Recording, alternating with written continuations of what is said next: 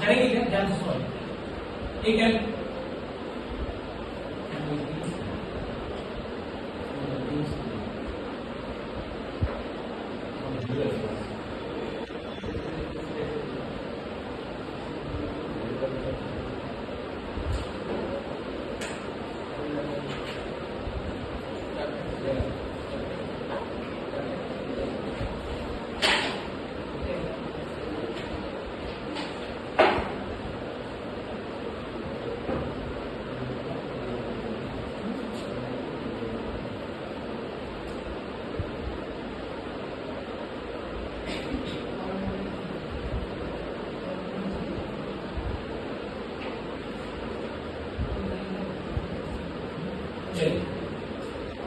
देखो, अब ये रिएक्शन क्या है? हम लोग सबसे पहला मेथड ऑफ प्रिपरेशन देख रहे हैं फ्रॉम हेलो एल्केन्स।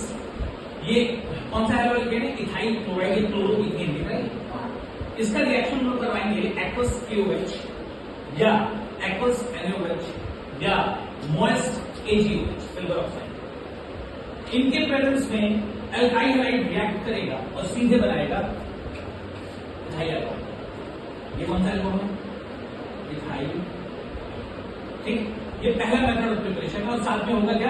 इसलिए बनकर बाहर निकल जाएगा। भाई देखो, ये KOH है, क्या हो रहा है? यहाँ से KH का बॉन्ड टूटा KOH का, और यहाँ से ये Cl टूटा, यहाँ से K प्लस OH माइनस, यहाँ Cl माइनस, ये K प्लस Cl माइनस के साथ बनकर बाहर निकल गया और OH न्यूक्लियोफाइल बनकर डायरेक्टली। यानी कि ये किस प्रकार का रिएक्शन? ये एक न्यूक्लियोफिलिक सब्स्टिट्यूशन रिएक्शन। कैसे समझ में आया?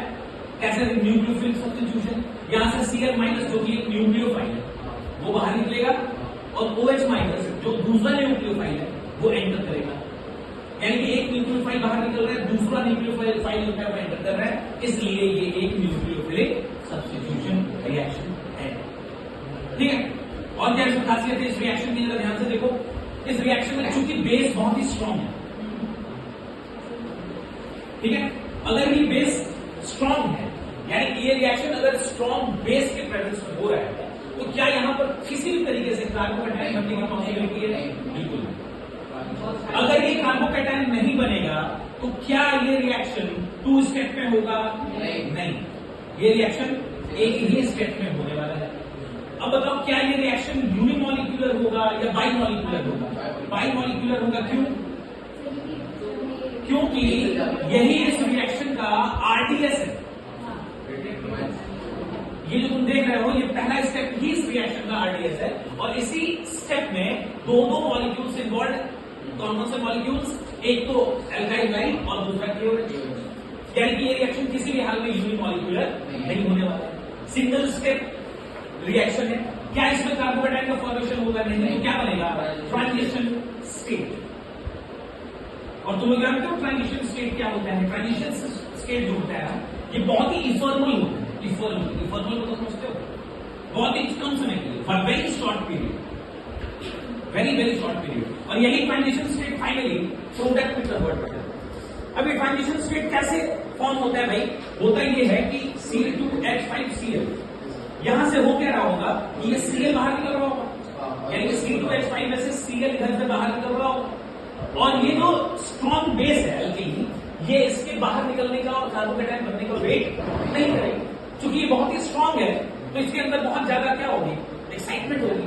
ये Cl के बाहर निकलने का वेट करेगा नहीं और ये जाकर इस पर अटैक करेगा फ्रॉम द रियर साइड। ये OH जाकर फ्रॉम द बैक साइड इधर जाकर अटैच करना शुरू, मतलब जुड़ना शुरू हो जाएगा। और फाइनली होगा क्या? इसका अल्टीमेटली बनेगा क्या? ये Cl बाहर निकल जाए और ये OH अंदर आ जाए। यहां से ये Cl बाहर निकल गए और यहां से ये OH अंदर आ गया। ये बन गया इथाइल अल्कोहल। चूंकि ये अटैक रियर